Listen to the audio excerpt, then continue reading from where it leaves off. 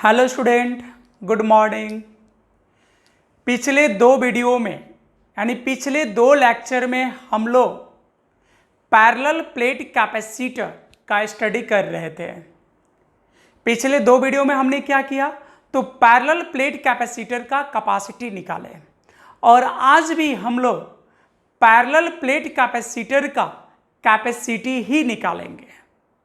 लेकिन तब जब parallel plate capacitor partially field हो डाइलेक्ट्रिक सब्सटेंस से, यानी जब फर्स्ट बार हम लोग पैरेलल प्लेट कैपेसिटर की कैपेसिटी निकाले तो उस टाइम दोनों प्लेट के बीच में या तो कोई मीडियम नहीं था या सिर्फ एक तरह के डाइलेक्ट्रिक से भरा था।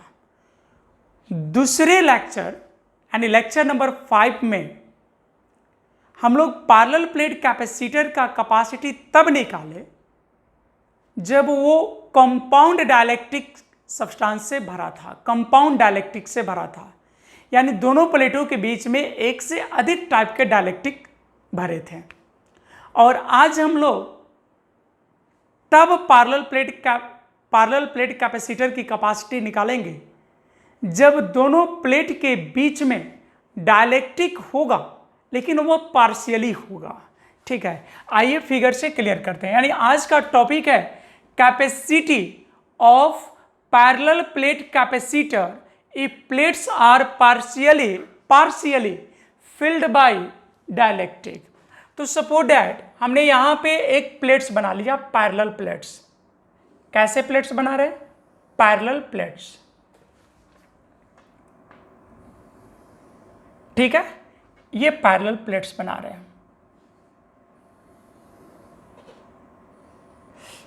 ये हमने दो प्लेट्स बना लिए, पैरेलल है एक दूसरे के, और इस प्लेट को हमने एज्यूम कर लिया ए और इसको एज्यूम कर लिया हमने बी, ए बी, और दोनों प्लेटों के बीच की जो गैप है हमने उस गैप को मान लिया डी। गैप को क्या मान लिया? डी। इस प्लेट्स को हम एक सेल या बैटरी के पॉजिटिव टर्मिनल से कनेक्ट कर देते हैं। कैसे टर्मिनल से? Positive.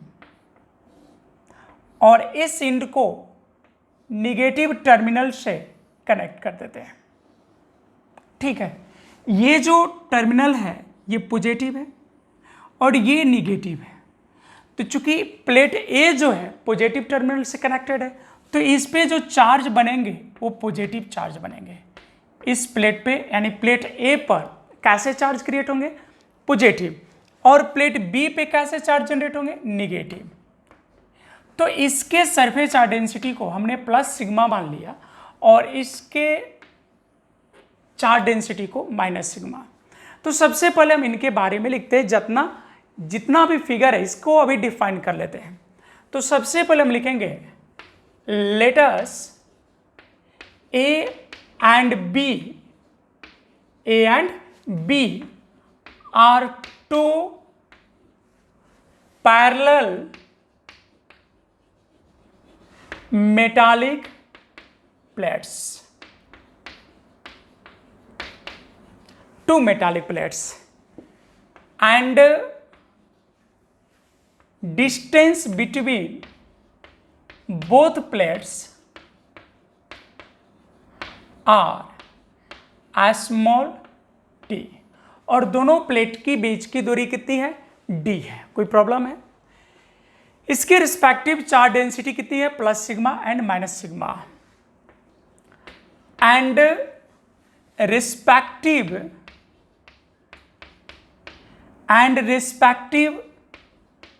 Surface charge densities and respective surface charge densities are plus sigma coulomb per meter square and minus sigma coulomb per meter square। तो अब तक जो लैंग्वेज हुआ है कंप्लीटली फिगर के बारे में हुआ। ए और बी दो मेटालिक प्लेट्स है पैरेलल और दोनों के बीच की दूरी डी है और इनके रिस्पेक्टिव चार्ज डेंसिटी है प्लस सिग्मा और माइनस सिग्मा। ठीक है, जैसा कि ये फिगर था। अब है कि इनके बीच में क्या रखना है, डायलेक्ट्रिक, इनके बीच में क्या रखना है हम लोगों को, डायलेक्ट्रिक। और डायलेक्ट्रिक जो होगा कंप्लीटली फिल नहीं होगा, पार्शियली। तो ये टोटल डी है, हमने इसमें एक डायलेक्ट्रिक ले लिया इस टाइप का, हमने एक डायलेक्ट्रिक स्लैब ले लिया, स्लैब जैसे आइस का स्लैब होता है ना, उस तरह का हमने एक स्लैब ले लिया। जैसे बुक भी एक तरह का स्लैब है, ठीक है। तो हमने ये स्लैब ले लिया, और यहां पे जो हमने स्लैब लिया है इसके डायलेक्ट्रिक कांस्टेंट को एप्सिलॉन आर मान लेते हैं। क्या मान लिया, एप्सिलॉन आर। और इसकी थिकनेस को बाबू क्या मान लिया जाए, टी मान लेते हैं। इसकी थिकनेस को हमने क्या मान लिया, टी। गौर कीजिएगा, टोटल डिस्टेंस कितना था दोनों प्लेटों के बीच, डी, उसमें स्लैब कितना रख दिए, टी। तो ये जो पार्ट है वो तो खाली बच गया। तो खाली पार्ट में क्या रहता है, कुछ नहीं रहेगा। तो हम एयर तो मान ही सकते हैं, हवा रहेगा। तो टोटल डिस्टेंस कितना था, डी, टोटल डिस्टेंस कितना था, डी, स्लैब कितना है, टी। तो एयर कितना बच गया, डी माइनस टी। समझे कैसे, नहीं समझे, फिर समझिए। दोनों प्लेटों के बीच की डिस्टेंस डी, उसमें स्लैब कितना डाल दिए, कितनी मोटाई का, टी। तो खाली कितना बच गया, डी माइनस टी। जैसे मान लो दोनों प्लेटों के बीच की दूरी है 10 मीटर, स्लैब है 4 मीटर, तो खाली कितना बच जाएगा, 6 मीटर। तो उसी तरह बच गया डी माइनस टी, ठीक है। तो यहां पर लिख दे रहे हैं ए dielectric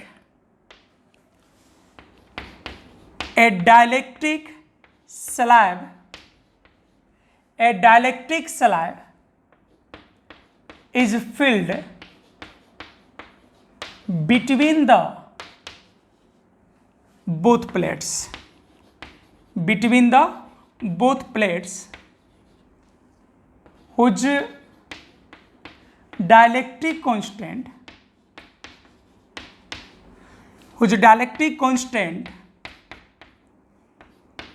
is epsilon r and thickness is small t। तो हमने कहा कि dielectric slab is filled between the both plate, दोनों प्लेट के बीच में एक डायलेक्ट्रिक स्लैब भर दिए, whose dielectric constant is epsilon r. उसकी डायलेक्ट्रिक कांस्टेंट कितना माने हम लोग, एप्सिलॉन आर माने हैं, एंड थिकनेस इज टी। कोई डाउट नहीं। अच्छा, तो कंपाउंड का मतलब क्या होता है, एक से अधिक डायलेक्ट्रिक। तो हम मान लेते हैं एयर को भी डायलेक्ट्रिक मान लेते हैं, फिलहाल डायलेक्ट्रिक मान लेते हैं। तो एक तो एयर रह गया जिसकी थिकनेस कितनी हो जाएगी, डी माइनस टी, और एक स्लैब है डायलेक्ट्रिक स्लैब जिसकी थिकनेस है टी।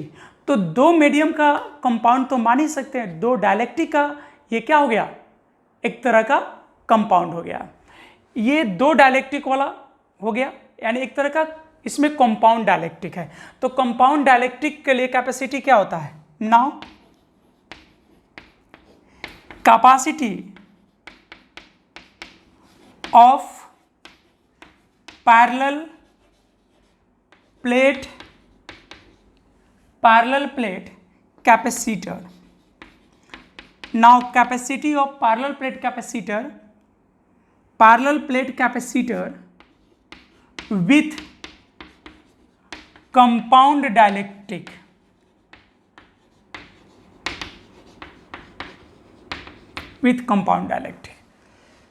now अब हमको चाहिए capacity of parallel plate capacitor with compound dielectric. तो कंपाउंड डायलेक्ट्रिक के साथ पैरेलल प्लेट कैपेसिटर कितना होता है, तो कंपाउंड डायलेक्ट्रिक के साथ पैरेलल प्लेट कैपेसिटर होता है, ध्यान दीजिएगा, C equal to a epsilon not upon d1 upon epsilon 1 plus d2 upon epsilon 2, और भी होता है प्लस d3 अपॉन एप्सिलॉन 3।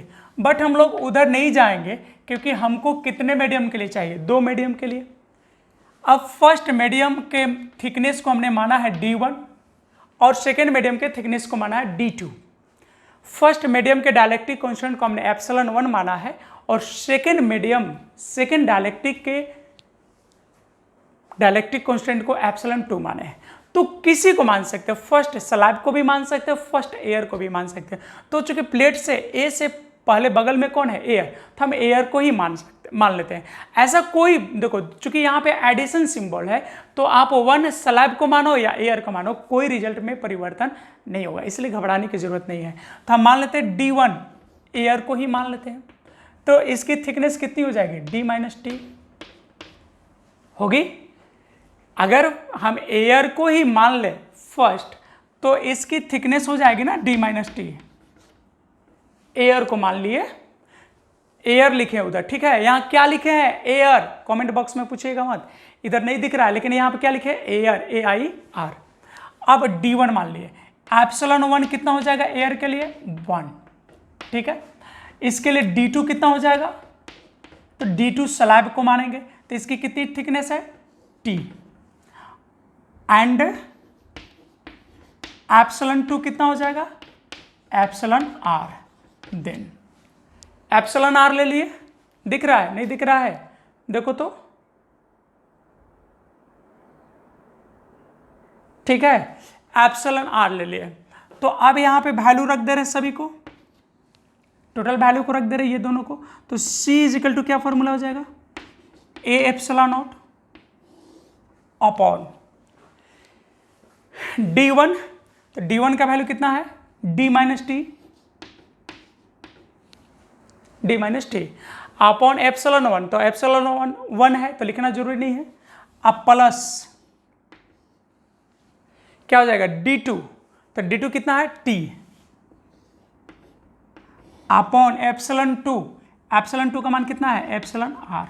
तो यही तो फॉर्मूला है, ये हो गया।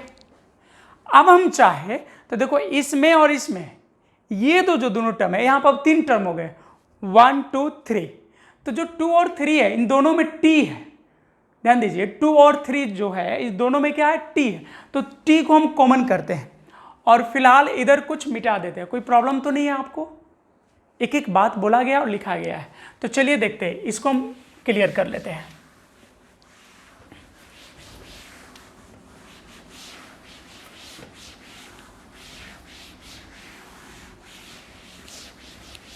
ठीक है, अब देखिए C इजिकल टू कितना हो जाएगा, तो भाई C इजिकल टू हो जाएगा A∈0 और D रहने दो माइनस, इसमें T दोनों में हमने T कॉमन कर लिया। तो एक्चुअली मैंने T कॉमन नहीं किया है, एक्चुअली मैंने -T कॉमन किया। तो -T कॉमन किया, यहां पे माइनस से T है, तो क्या बच जाएगा, -T में से -T कॉमन कर लेंगे तो 1 बच गया। और यहां है प्लस, और इसमें से हम माइनस कॉमन करेंगे तो प्लस में से माइनस कॉमन होगा तो माइनस बच जाएगा, और T, तो T की जगह T निकल जाएगा तो 1, और नीचे क्या रह गया, εr। तो ये भी फॉर्मूला आपका है, ऐसे भी लिखा जा सकता है, ठीक है। दोनों फॉर्मूला एक ही है, वेर C क्या है, तो C इज कैपेसिटी, या इसको कैपेसिटेंस भी हम लोग बोल सकते हैं, capacity of parallel plate capacitor.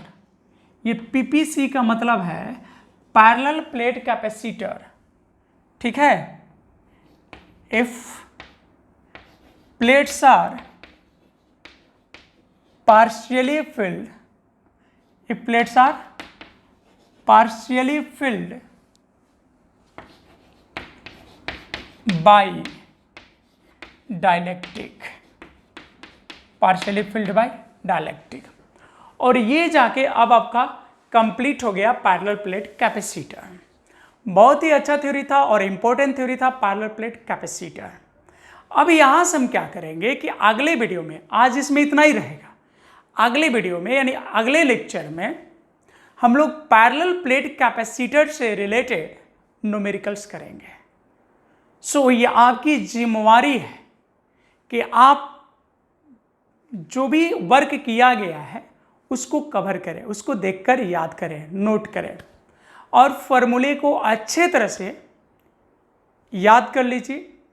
क्योंकि जब हम लोग न्यूमेरिकल्स करेंगे तो वहाँ कॉन्सेप्ट की ही ज़रूरत पड़ेगी। तो आज इतना ही रहने दिया जाए। अगले लेक्चर में जब हम लोग न्यूमेरिकल यानी अगले लेक्चर में हम लोग न्यूमेरिकल पर मिलते हैं। और किसकी न्यूमेरिकल करेंगे हम लोग? पैरेलल प्लेट कैपेसिटर का। अगले लेक्चर में क्या करेंगे हम लोग? तो अगले लेक्चर में हम लोग न्यूमेरिकल करेंगे, वो भी किस थ्योरी का? तो पैरेलल प्लेट कैपेसिटर का। उम्मीद कर रहे हैं आप समझ गए होंगे। घबराइए मत, आज इतना ही रहेगा। अब ये चैप्टर समाप्त होने वाला है, ठीक है? तो थोड़ा सा स्लो है, तो बस आज के लिए इतना है।